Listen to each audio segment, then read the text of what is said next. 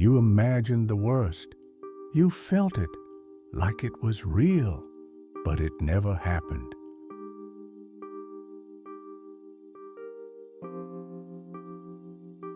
It's 2 a.m. You're lying in bed, the room dark and still, but your mind is anything but quiet. Your thoughts are loud, obnoxious even.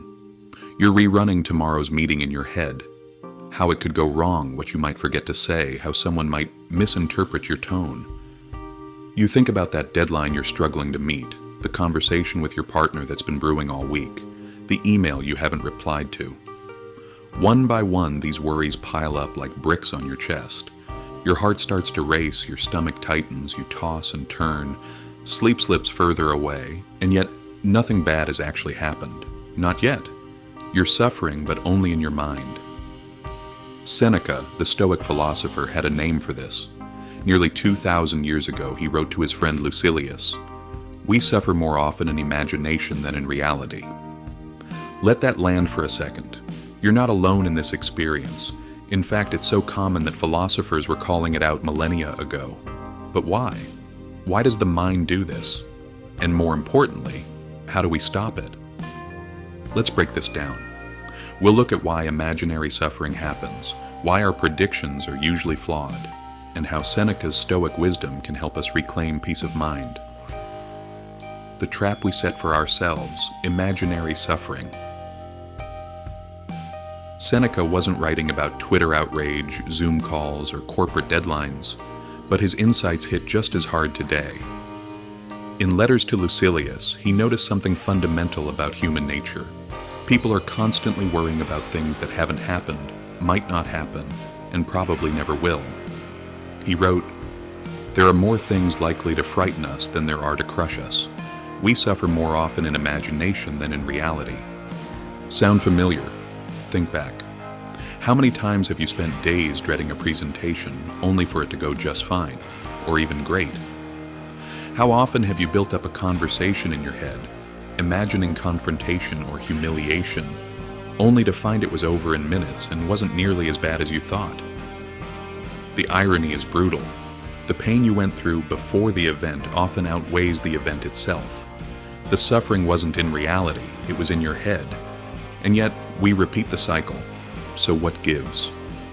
The answer, in part, is evolutionary.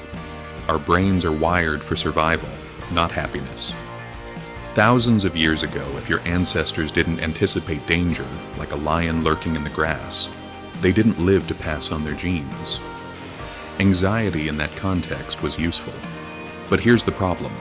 We're no longer running from lions.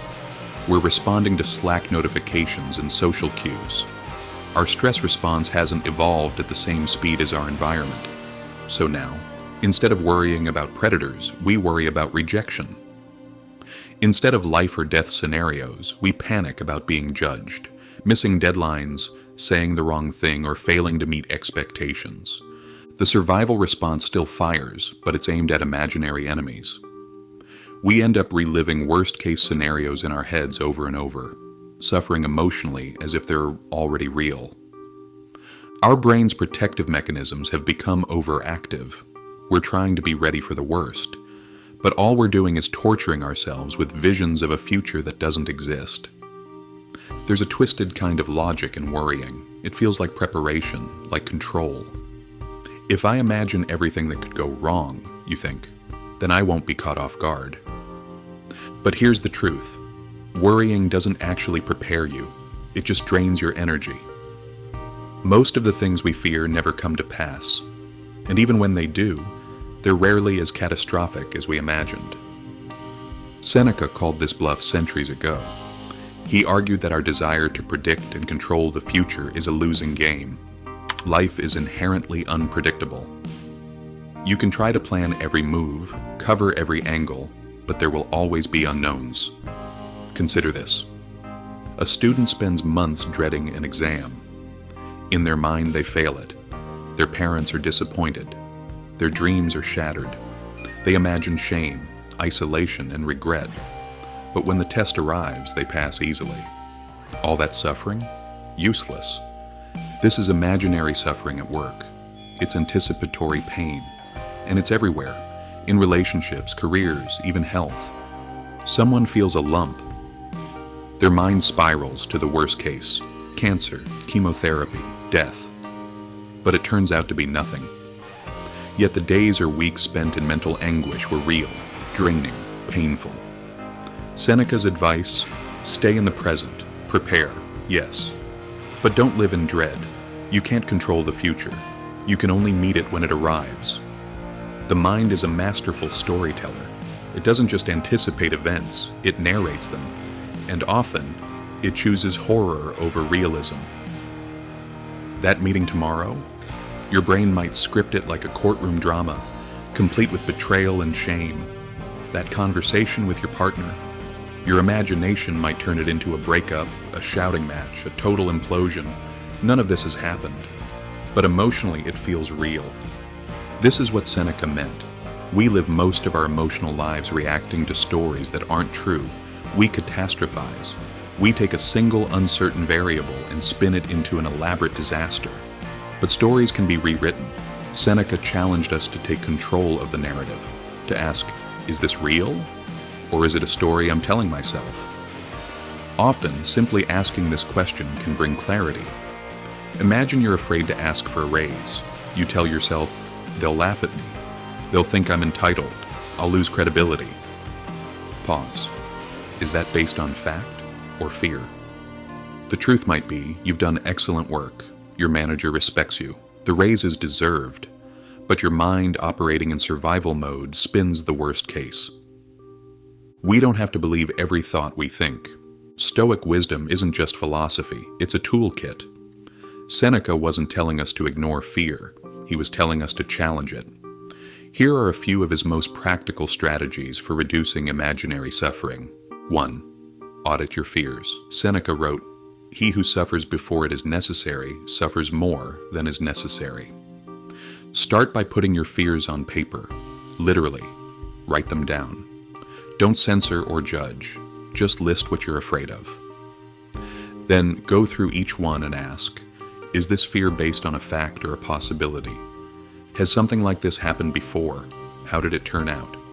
What would I do if this actually came true? This simple exercise often reveals that many fears are exaggerated or unlikely. Seeing them on paper helps shrink them down to size. 2. Live in the present. This might sound cliché, but it's not a spiritual bumper sticker, it's tactical.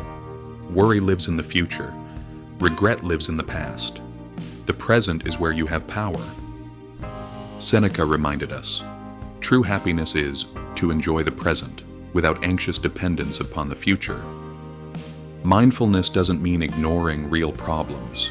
It means keeping your mind where your feet are. If you're washing dishes, wash dishes. Don't reply to an argument or rehearse a confrontation. You can't suffer from something that isn't happening right now unless your mind drags it into the moment. 3. Expect the unexpected.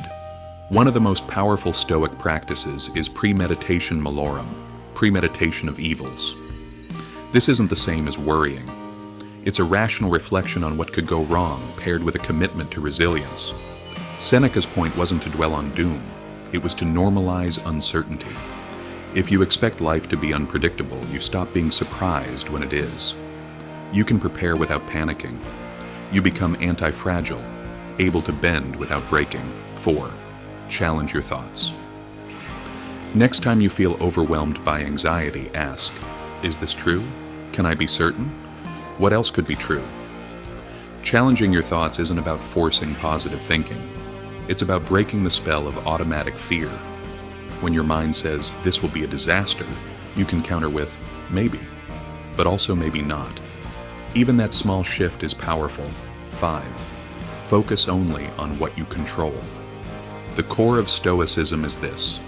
Some things are up to us, some things aren't. You can't control outcomes. You can control effort. You can't control others' opinions. You can control how you show up. Seneca writes, a man suffers only because he takes seriously what the gods made for fun. When you accept what you can't control, you reclaim your energy. You stop fighting shadows. 6. Remember past triumphs. Finally, when fear grips you, look backward. Think of the times you feared the worst and survived, maybe even thrived. You've overcome more than you give yourself credit for, and you'll do it again. Seneca urges us to draw strength from experience. Let your past victories remind you. You are more resilient than your fears want you to believe. There's a well-known Buddhist parable that beautifully illustrates this mindset. A man is being chased by a tiger. He runs and falls into a well. As he falls, he grabs a vine and hangs there, suspended between the tiger above and a snake below. To make matters worse, 2 mice begin gnawing at the vine. Certain death seems imminent. But then the man sees a small branch near him, on it a single strawberry. He reaches out, plucks it, and eats it. It is delicious. The point? In the face of real danger, the man still finds joy. He doesn't deny the threat, but he doesn't let it steal the moment. That's the Stoic mindset in action. A willingness to be present even when life is uncertain. A refusal to let fear swallow joy. We suffer in imagination more than in reality. And when real suffering comes, we often find we're stronger than we thought. The challenge is to notice when the mind is playing tricks, to pause, to question, to return to what's real. So the next time you're staring at the ceiling, mind spinning with what ifs, ask yourself, is this happening now, or is this just a story? If it's imaginary, let it go. If it's real, you'll deal with it. Either way, you don't have to suffer twice.